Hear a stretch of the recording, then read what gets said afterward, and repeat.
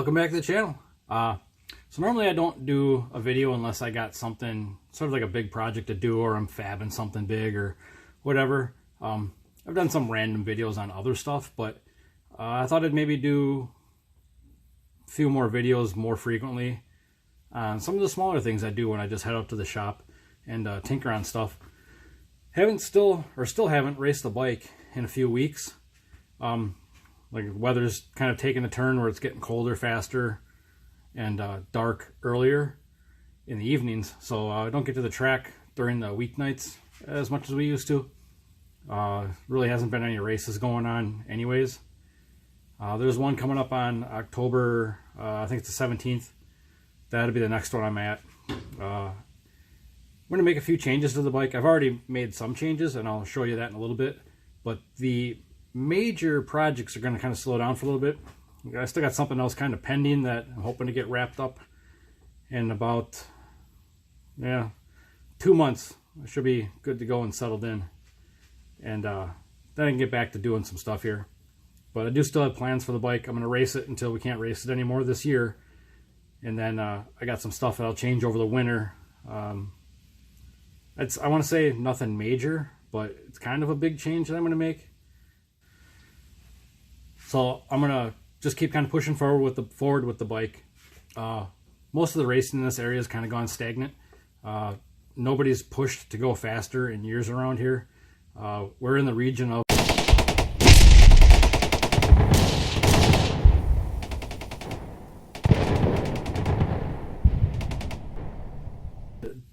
I don't care about any of that. I want to keep going faster. If I'm going to keep spending money on this bike, I'm going to keep pushing it to go faster. And if that means there's no class for me locally, then I have no problem. I've never needed a class to race my bike and enjoy it. So if that means I don't race the bike in anything locally, that's just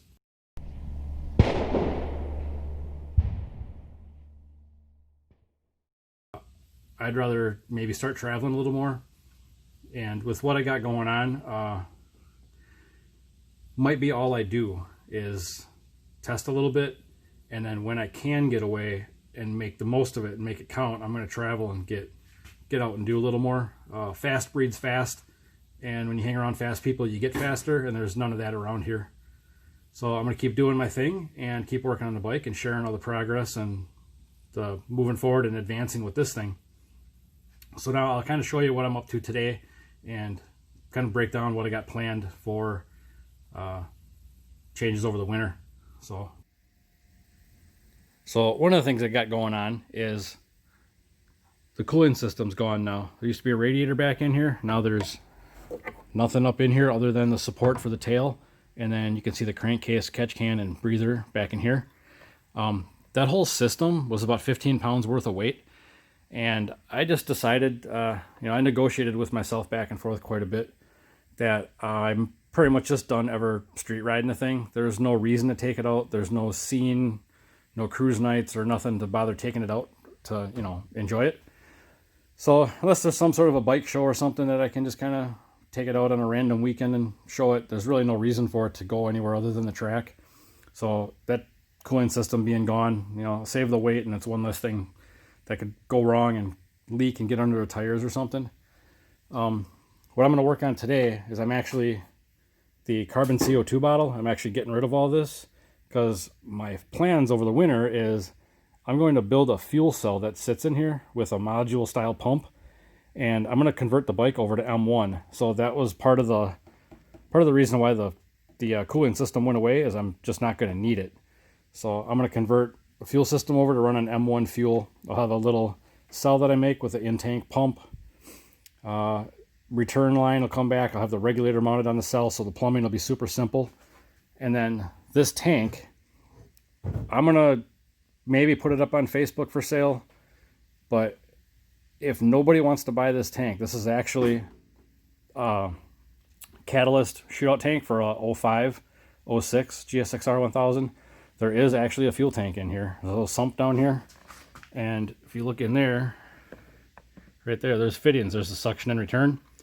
So I'm going to put this tank up for sale. Nobody bites on it. I'm actually going to gut the thing, and I'm going to turn it into a tank shell because it's already painted. I'll cut the fuel cell out of it. I'll gain some room under there clearance-wise, and then where it's hinged back here, I'll make a support in here, and then I'll Zeus fastener it down here. So that'll be one change, or another change to kind of keep going with things. But I'm out here tinkering around today. Goal for today is just to get the CO2 out and switch that over, reconnect that up, and then I might start mocking up the new fuel cell I want to make out of cardboard.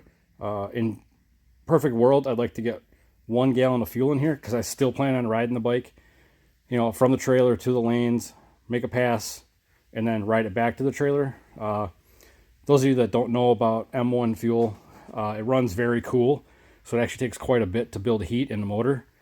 And for the little bit that I will be riding it around the pits, I don't even need a cooling system.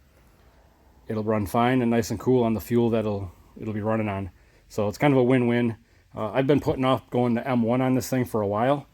I just like the convenience of running down to my local gas station and getting 110 octane out of the pump and going to the track.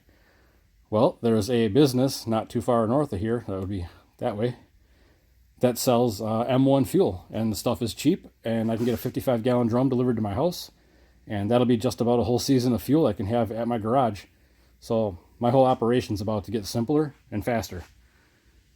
So we'll get going with some tinkering, and we'll see what else I come up with along the way of what I want to change up. I did have somebody message me and was questioning, how I made that crankcase breather tank and why I run one. So once I get this stuff situated and broke down, I'll get the tail off it, and I'll do a quick rundown of what's going on there. Some of you may know why we run a catch can in a breather tank. Some may not. I'm not going to talk to anybody like they're stupid, but I'll just explain what I got. First thing I'm going to do is get this bottle out of here. Make sure it's shut. Make sure nothing comes blowing out of there.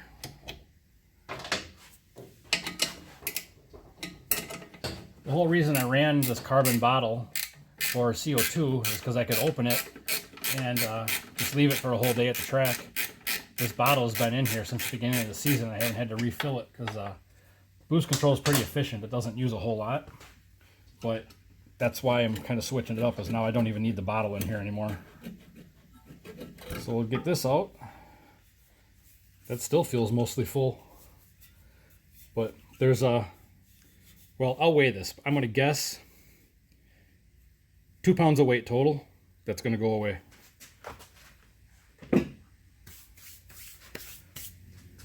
Now I'll get the bracket off the bottom.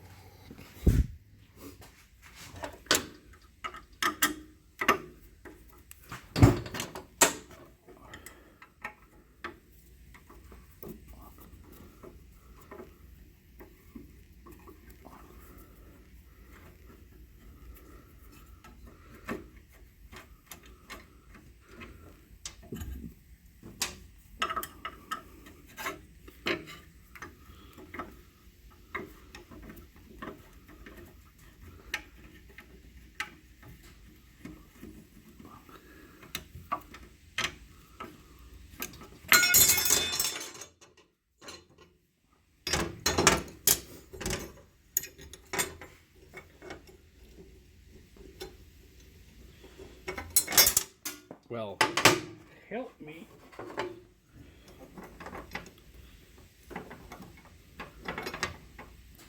I'm going to go ahead and weigh all this stuff when I'm done and see how much more weight we took off this thing. Right now I'm just struggling to get these bolts back in to just hold this together for now. There we go. Okay, set that aside and we'll weigh it later. So what I'm going to do here now is, this is the line that goes up to the boost controller.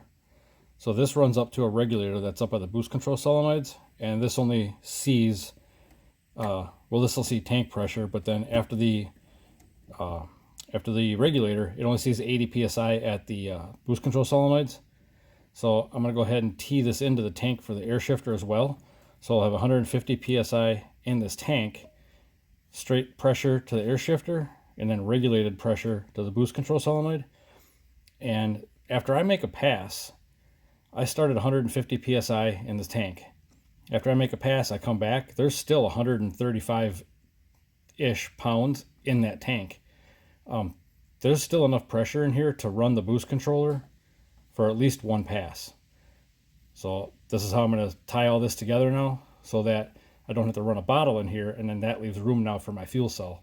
If this all falls apart, then I'll just go ahead and back here, I'll just add another bottle back and do boost control off the bottle again. But I've talked to faster people than me that have had this setup work, and I'm kind of following their lead. I wanted to try this a while back, but couldn't confirm with anybody that it actually worked. So I think we're going to be just fine. So I'll get going on switching out these fittings and tie this all back together, and it'll be a nice, clean, and simple deal.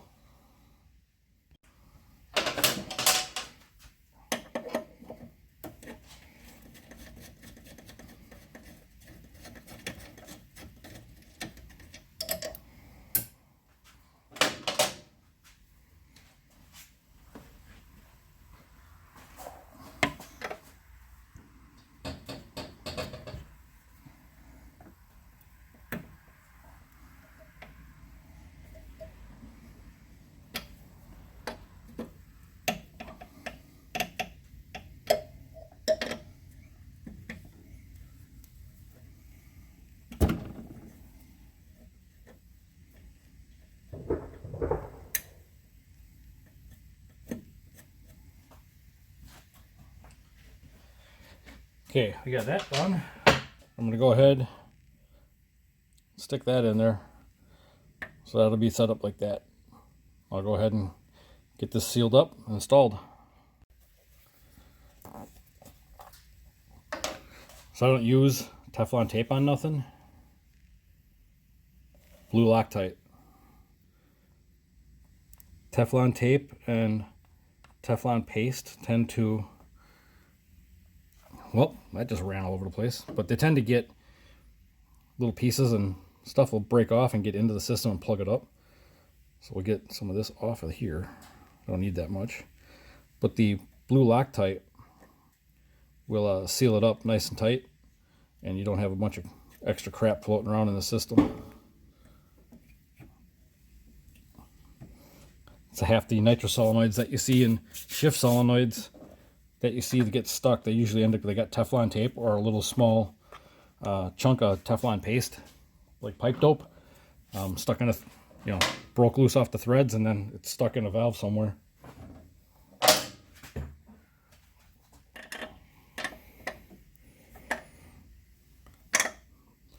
I feel like the blue Loctite seals up better, and there's less chance for big crap to get in the system.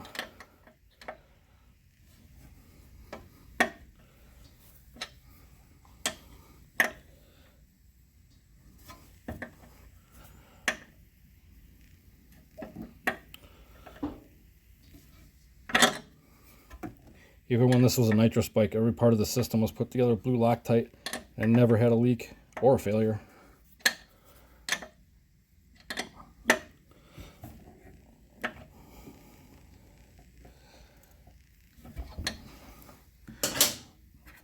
Now I can basically hook these back up how they were.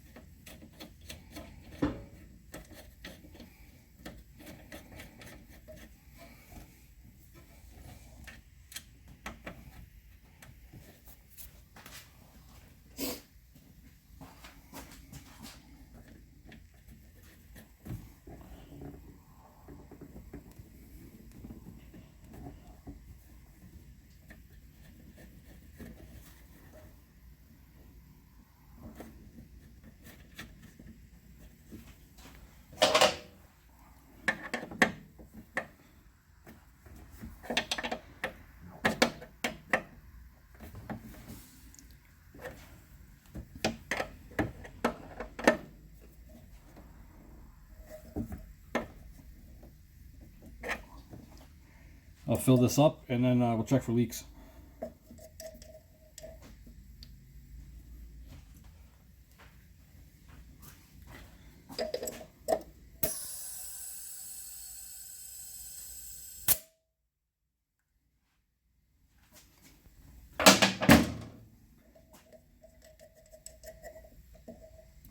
And little tech tip, these are Schrader valves, just like you'd see like on a car valve stem. Make sure you get the ones that are high pressure rated, because 150 psi is a little past the max for like what a tire would see. So these have there's a high pressure seal in there basically that'll keep these suckers from leaking at 150 pounds. You'll see them listed if you go to buy them. You'll see them listed as high pressure, whatever, green butyl O-ring, whatever they call it.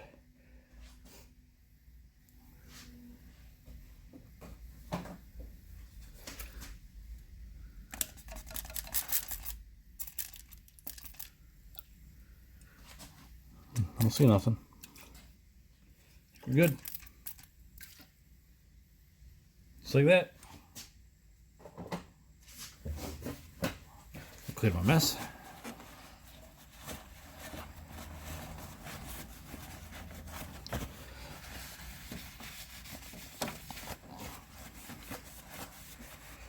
Now the curiosity is killing me, so I'm going to go ahead and I'm going to weigh that other bottle and stuff quick. So real quick, here's another thing I use at the track a lot. This is what I just used to fill the air tank in the swing arm. I use paintball bottles with CO2 in them, and I keep about 4, maybe 5 of them in the trailer at a time. I fill them at work. I'm a welder, so I have access to gases and stuff. But I fill these at work with a cheap little, a hanging scale and an eBay dual ball valve, the big handles that you see flip back and forth, a dual ball valve filling station. They're super simple. It's like a $30 kit. Bottles you can get anywhere, and most welding places or even like a liquor store will fill CO2 bottles because they'll use them for kegs. But what I do is I use a paintball style bottle valve top here, and then the Carolina cycle regulator. I have tank pressure gauge here and my output pressure here. So right now my output pressure is set at about 200 pounds. And then this coil hose, this is actually another paintball part. This is they call it a remote, a tank remote. And basically, guys that play paintball will probably recognize this. They'll have a big tank that they'll mount on their back. Then they can use a coil hose, and then this connects up to their gun. Well, instead of connecting to the gun, I take the quick couple and put a fill valve on here, like you'd use for a tire. And I can actually uncouple this and put a blow valve in here, or a blowgun in there if I wanted to. But it's just a quick way to have access to air at the track. I don't bring an air compressor or nothing with me. And this being high pressure, this bottle will fill my air tank in the arm probably, I don't know, if I guessed 40, 50 times. I don't have to replace these bottles for every, 10 times I go to the track. So if I get 4 or 5 passes a night, one bottle will last me, about 10 trips or so. So it's a super cheap, convenient little setup to have, basically forced air on hand at all times. And if need be, I can actually use this to adjust tire pressure a little bit. It's CO2, but whatever, it works. So quick little tip for you. Okay, I'm going to weigh the carbon bottle, still probably half full of CO2. The bracket, the catch bracket, the clamp, scale is 0. We'll see what we get. Oh, scale shut off. Okay, 0.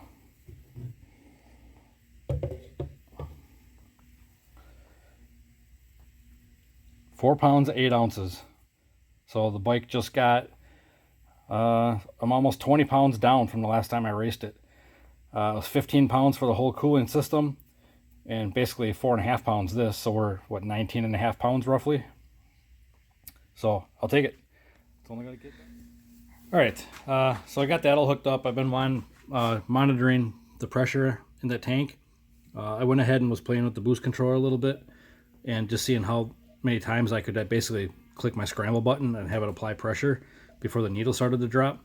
And there's still, it's like 140 pounds in there yet.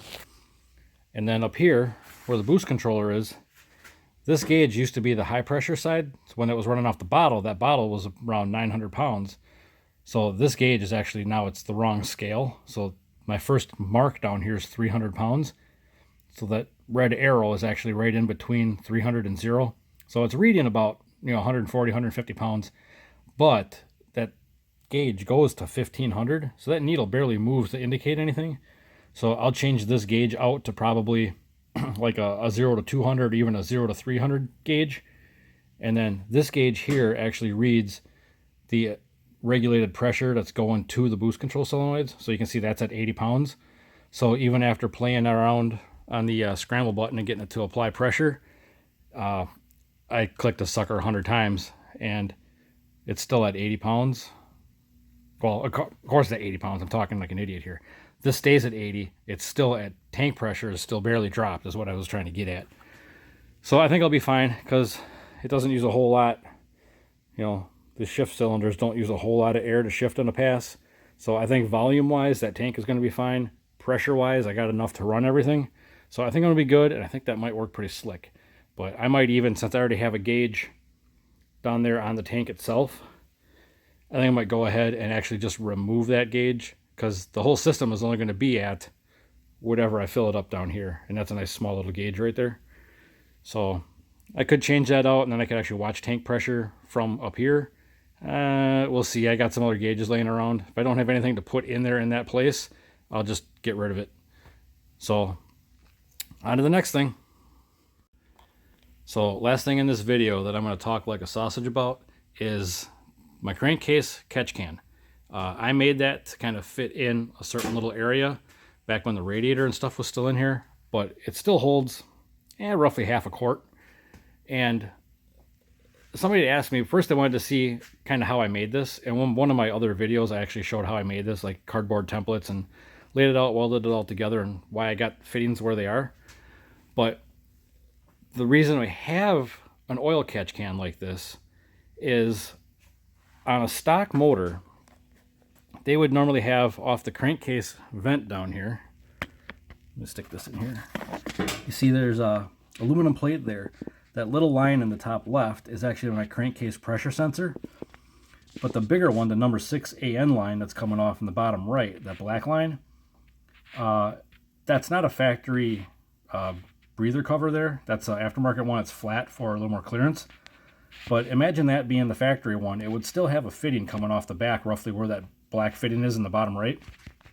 That fitting, or that hose, would normally run up to the air box that I don't have. And the reason they do that is they basically they run crankcase pressure through the throttle, or through the air box, and then run it through the throttle bodies and basically out the motor. They're basically reburning crankcase vapors and more or less getting the bike to run more like, emissions cleaner here.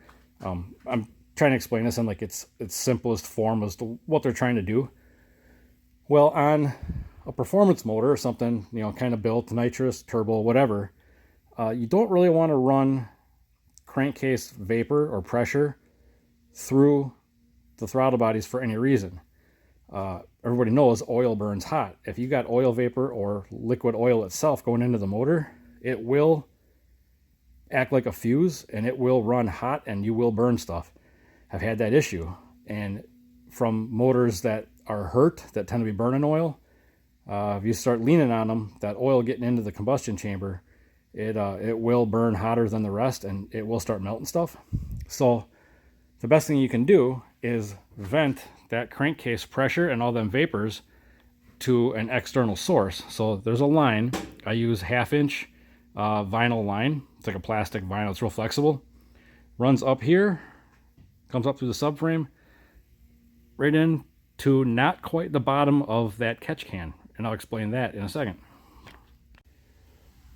So one thing I'll try to sort of explain simply of why there's even pressure in the crankcase to start with. Think of your pistons going up and down, and they create compression. Well, you have 4 of them that create compression. There's a couple handful-ish reasons of why you would have pressure in the crankcase. Number one is crankcases aren't necessarily airtight, air quote airtight. So as those pistons are going up and down, think about how much air they move between how much they suck in and how much they squeeze. There's not quite the same amount, but there's those pistons moving up and down. They create pulses that will sort of pump into the crankcase and create a small amount of pressure. Not a ton, but they'll create a little bit of pressure in there. If you can't get rid of that pressure, you'll start pushing seals out of the motor. So you'll see a lot of bikes, people will cap the stuff off thinking they're doing something performance-wise, and then all of a sudden they got a front sprocket leak. Well, that pressure is trying to get out somewhere, and it's pushing the front sprocket seal out. So they end up with an oil leak down there. And that's not just a self-oiling chain system. That's actually pressure pushing that seal out. So other things that can cause crankcase pressure is bad ring seal, especially in a boosted application. There's pressure up here, quite a bit if you're a man. But if you don't have a good ring seal, you can actually force, charge pressure basically down past the rings into the crankcase. And that's bad. That's when you start seeing unhealthy situation with the motor. And that's why I have that crankcase pressure sensor on there. If I start having rings going bad, or say I had a little bit of oil getting into a cylinder, something ran a little hot, I burnt a hole in the piston, I will see on that sensor, it will show how much pressure is getting into the crankcase. And when that number spikes, I know the motor's hurt, something's wrong. I mean, it's a clear-cut answer, no guessing. There'll be other symptoms, but that tells me ahead of time if I got, bad ring seal, that pressure will start being a new normal, with higher than normal. And when that number is staying higher than it should, or higher than the baseline on a healthy motor, you got a ring going bad. And if you're lucky, you catch it before it starts really huffing oil and burning stuff and melting the motor down. And that's kind of how you can end up with crankcase pressure. But like I said, that stuff's got to be vented. You got to get it out of there. Some guys run a vacuum pump that can actually create a vacuum, no pressure atmosphere, basically, or a negative pressured atmosphere in the crankcase, and that will technically sort of allow everything to spin a little freer. You got to run sort of an electric pump, an electric vacuum pump and stuff. It's more stuff to plumb into the bike. It's a good system. It works. You see it on a lot of cars will run some sort of a belt-driven crankcase pressure vacuum pump kind of thing. On the bike, I just try to keep it as simple as possible. I'm just letting it vent as it builds pressure. It's just going to vent on its own. And in a perfect world, you don't get a lot of pressure. So it comes through that fitting there. It's just kind of breathing on its own. It can pull air in and push air out, whatever it needs to do, up through this hose. And then that fitting down there. So that fitting is not going into the bottom of this catch can. The reason I did that, and there's no science behind this, this is just something I thought of. So it will push oil, oil vapor into this catch can, and not necessarily allow the accumulated amounts to build up and drain back. That's why I have, where's my finger? Here it is. I have this drain right here. So if I need to check this once in a while to make sure it's not accumulating a whole lot. So if this catch can starts to fill up, I can drain it. That also tells me a little bit about the health of the motor. If this thing is getting full all the time, something's going on. It's pushing oil. There's a bad ring seal. Something's going on. But with that fitting, try to find a better place to see. That fitting down there, only partway up the front side of the catch can, it'll allow that catch can to accumulate some oil, but not let the moisture and kind of churned up aerated oil to drain back into the crankcase. However, there's volume, as you can see, above the crankcase available. If I'm making a pass and this thing eats itself and it starts pushing all the oil out of the motor, with any luck, that whole tank, it won't hold the same amount of oil the motor holds. But if the motor hurts itself and it starts pushing oil, that'll hold a big chunk of oil. And instead of it just burbling out the top, if I click the motor off fast enough, that hose will allow everything to drain back into the crankcase, given I don't have a huge hole in the bottom of the motor for it to all end up on the track, which is why I'm going to add a diaper to the bike as well. So I hope that kind of explains why I have a crankcase catch can, and why you would need one, and what would cause you to have to need one, and why I built mine the way I did. So there's some thought in it, whether it's right or wrong, I don't know. Either way, it'll still catch and vent. So that's kind of the breakdown on how those work. And if you see somebody running where they just got a filter sticking off the crankcase down there, that'll work. The problem is that filter will, as the motor's running and getting hot, You'll get oil vapor. You'll get kind of a little bit of a, oil vapor cloud. Just kind of like, I want to call it steam, but it's not water. You know what I mean? Be a little bit of oil smoke kind of coming out around there. That's just that vapor getting out of the crankcase. If you have that down here, it'll work, but two things. First, it won't catch any amount. If you have a massive blow-by situation, it'll just blow all the oil into that filter, and then it covers everything down here in oil. Number two is, even when the bike is running, when it gets hot, oil's warm, you get that oil vapor, you'll get that oil vapor cloud will start forming down here, and everything ends up with sort of a slimy coating of oil on it.